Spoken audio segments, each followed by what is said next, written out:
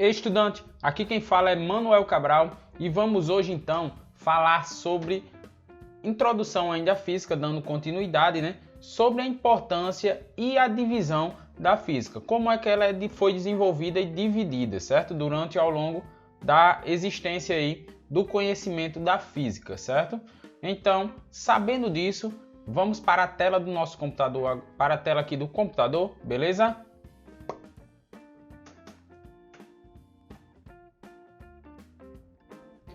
A física, ela possui um campo de estudo e pesquisa muito vasto e, como qualquer outra ciência, para melhor compreensão do conteúdo e dos conceitos básicos, foi criado algumas divisões para facilitar o aprendizado, facilitar a didática e coisas do tipo, que é possível afirmar que o estudo da física não se torna isolado. Ela é uma disciplina que depende, às vezes, de um conteúdo que a gente aprende inicialmente para aplicarmos mais à frente, assim como a matemática, a química e outras disciplinas. A biologia, a história em si, nós precisamos às vezes compreender algumas coisas para saber o que está acontecendo, mas sim, que cada divisão completa a outra, Cada divisão que é feita de cronograma cronológico é para facilitar o aprendizado, certo? Completando sempre uma ligando a outra. Com isso, sabendo disso, torna a física não só interessante para aqueles que gostam das ciências exatas, das áreas de cálculos, digamos assim, mas pode ser utilizado no nosso dia a dia, desde engenharia, medicina e, de uma forma geral, em todas as áreas. Nós conseguimos mostrar a importância dessa disciplina para todo ser humano, certo? Onde com isso, certo? Sabendo de tudo isso, ocorreu diversas divisões diferentes realizadas ao longo dos anos, que foi adotado critérios distintos, critérios científicos para isso, certo? Então, com isso, vamos para a primeira divisão que ocorreu. A primeira divisão que ocorreu foi a divisão entre física teórica, experimental e aplicada. De uma forma geral, ainda se é utilizado ainda dessas formas hoje. Agora, só que a forma que a gente divide é mais aprofundada, mas ainda se utiliza, da física teórica, da física experimental e da física aplicada. Na física teórica, procura-se definir as teorias através de experiências, procurando formular experimentos realizados. Então, a física teórica, de uma forma geral, ela está diretamente relacionada com a física experimental, pois se a física experimental não fizer, digamos assim, o seu trabalho direito, a física teórica vai ter lacunas ali, vai ter brechas, certo? E a física experimental é a parte da física que conduz os experimentos científicos para validar as teorias. Exemplo, no caso, vamos supor que a gente pegue uma mola e queira fazer testes naquela mola para saber a resistência, saber coisas do tipo assim, saber se o material vai suportar aquilo. Ali a gente faz experimentos, certo? E a partir dali a gente cria a fórmula, que é a parte da física teórica, certo?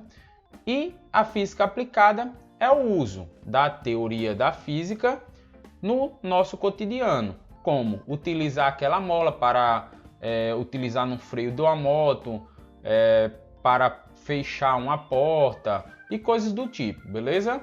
Então, essa foi a primeira divisão da física, de uma forma geral, dividida em teórica, experimental e aplicada. Partiu agora para a segunda divisão, então. Essa segunda divisão foi criado, duas áreas distintas, física clássica e física moderna, que já foi uma física já mais voltada, já mais próximo do nosso século, certo? As demais já foram um pouco mais afastadas. Então, criaram-se essa divisão, onde a física clássica ela estuda os fenômenos que podem ser explicados através das leis de Newton. Com isso, a física moderna ela está relacionada com os fenômenos e as teorias que surgiram no século XIX, como a teoria da relatividade e da mecânica quântica, certo? Que já é um pouco mais próximo da gente, já é uma física já considerada moderna, apesar de não ser tão nova, né? Já é desde o século XIX, a gente já estamos no século XXI, certo? Então estamos bem, já diversos anos à frente, certo? Apesar dela levar, né, o nome física moderna, certo? E a terceira divisão é a divisão mais comum de se ver, é a divisão que é utilizado no nosso ensino médio, de uma forma geral, que é dividido por ramos, muito utilizado pela maioria dos professores, assim como eu que vou abordar aqui os conteúdos, vai ser todos através dessa forma aqui, dessa divisão pelos ramos, certo?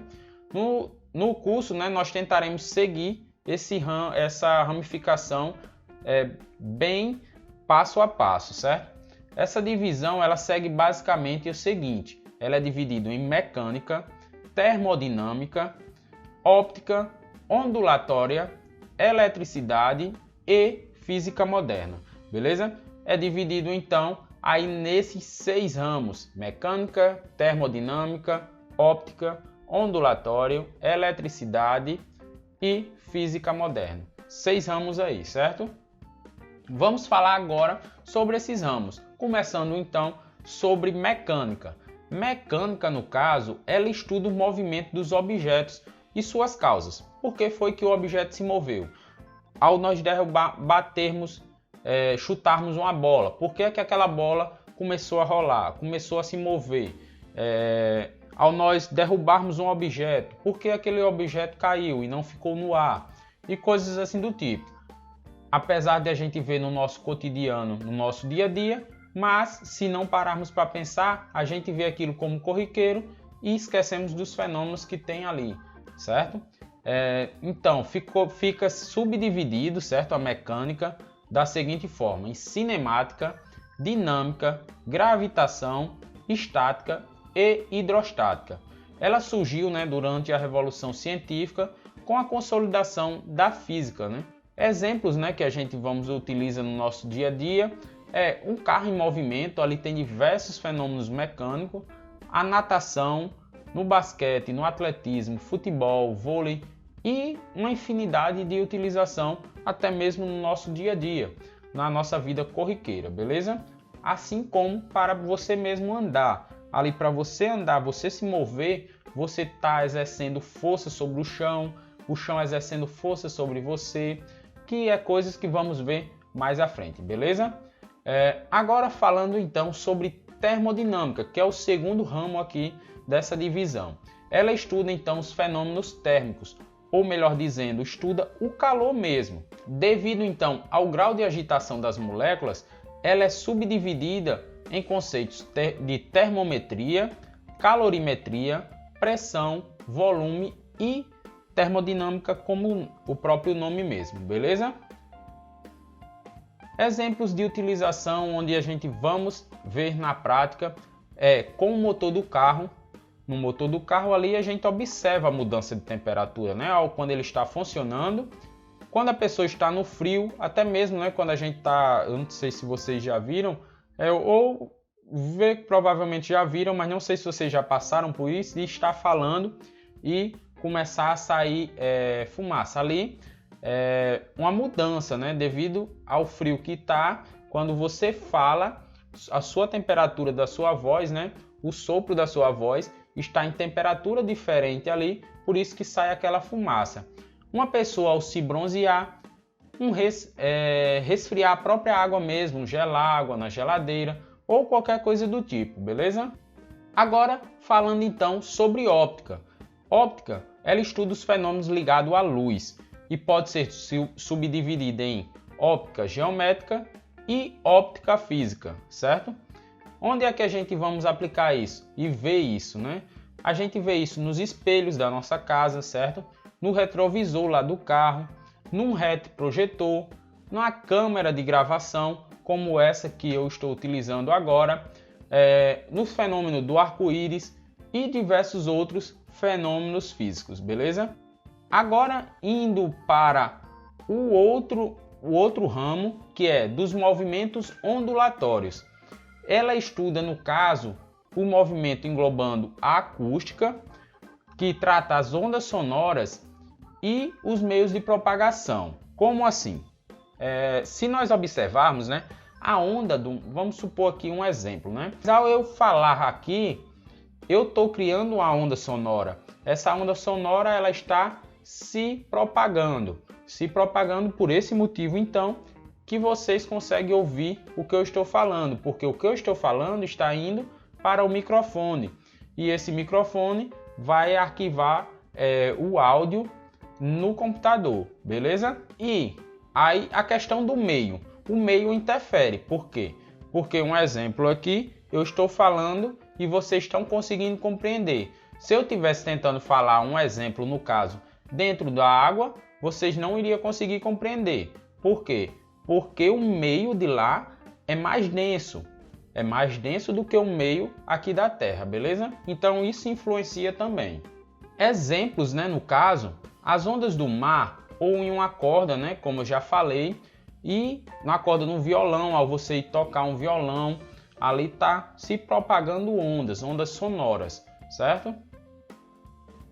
Indo agora então para a eletricidade em si, ela estuda os fenômenos elétricos e também os magnéticos, sendo subdividida em eletrostática, eletrodinâmica e eletromagnetismo. Essas são as 3 subdivisões da eletricidade. Ela estuda esses 3 fenômenos, às vezes até englobando eles, beleza?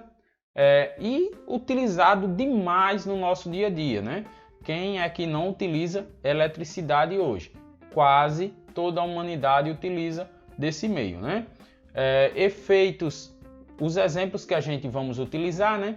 A questão de um choque, de um relâmpago, até mesmo o circuito da sua residência, da residência da sua casa, certo? Aqui mesmo, você ao estar assistindo isso, provavelmente, se não for pelo celular, é pelo um computador ou até mesmo pelo seu notebook, você está utilizando energia para carregar esses meios e coisas do tipo, beleza? E por último, mas não menos importante, como falado, né, foi uma física que surgiu mais recente, por volta aí do século XIX, no final aí já do século XIX, que é a física moderna. Essa física ela vem para descrever os fenômenos naturais, que envolve a relatividade, a mecânica quântica e a física nuclear. Ela estudou aí, foi estudada, né, relacionado à física por volta do ano de 1990, beleza? Ela trabalha então com coisas que, assim, digamos assim, que não está no nosso cotidiano de uma forma tão simples assim, tão visível assim. Por quê? Ela trabalha com a velocidade da luz, luz visíveis, infravermelho, ondas de rádio e ondas também de raio-x, beleza? Então, essa física como um todo, todos esses ramos da física que a gente vamos trabalhar aqui, vamos precisar englobar, unir eles para fazer um conceito só. Como assim, Emanuel? Porque como assim a gente utiliza diversos ramos? Vamos lá. Num carro, vamos exemplificar um carro. Um carro ali ele tem todos os efeitos. Tem o efeito mecânico, porque na hora que precisar se movimentar, vai ter rotação, vai ter atrito, vai ter diversas coisas ali. Vai precisar do efeito termodinâmico, pois o motor ali vai sofrer aquecimento. Às vezes, a maioria dos carros hoje tem ar-condicionado, e então vai ter geração de mudança de temperatura, certo? Vai ter a parte da eletricidade, que para ele funcionar é eletricidade envolvida ali no meio, né? Vai ter os movimentos ondulatórios, a questão mesmo da onda, do som, né, do carro, até mesmo a zoada do carro e coisas do tipo. Vai ter também a parte de óptica, né, que os faróis, os espelhos, os vidros, tudo também envolvido, os retrovisores, certo? E na parte de física moderna já entra também a questão das ondas de rádio e coisas assim, certo? Então você viu que só num exemplo consegui englobar todos os ramos que a gente utiliza, beleza? Então, para vocês verem o quanto a física ela está interligada, está unindo um conteúdo com o outro, beleza? Como falado, né, embora tenha uma divisão didática para facilitar o aprendizado, para ficar de uma forma mais prática, mais simples para vocês aprenderem, todas as áreas da física elas estão relacionadas, estão completamente relacionadas. Lembrando que o princípio fundamental do nosso estudo é sempre tentar englobar o máximo de conteúdo possível, unir o máximo de conteúdo. Por quê? Porque a prova em si, a prova, quem vai fazer principalmente a prova do Enem, ela sempre tenta abranger isso, tenta unir um conteúdo com outro para você saber. Muitas vezes essa questão não é nem difícil, mas por não sabermos unir um conteúdo ao outro, esse conteúdo se torna um pouco até complicado de resolução, beleza? Agora vocês passem a partir de agora observar o que está a física ao seu redor, né? Onde é que tem a física ao seu redor? Porque desde que você nasceu, você utiliza, você aprende infinidades de coisas, como segurar uma mamadeira, ali você está fazendo uma força sobre o objeto, derrubar os brinquedos do berço, você ali está fazendo um arremesso, destruir os enfeites de casa, e até os dias atuais mesmo a gente utiliza no nosso dia a dia a física para cozinhar, para se locomover e de uma forma geral nas nossas atividades diárias, beleza? Então galera, por hoje ficamos por aqui e nos vemos na próxima videoaula.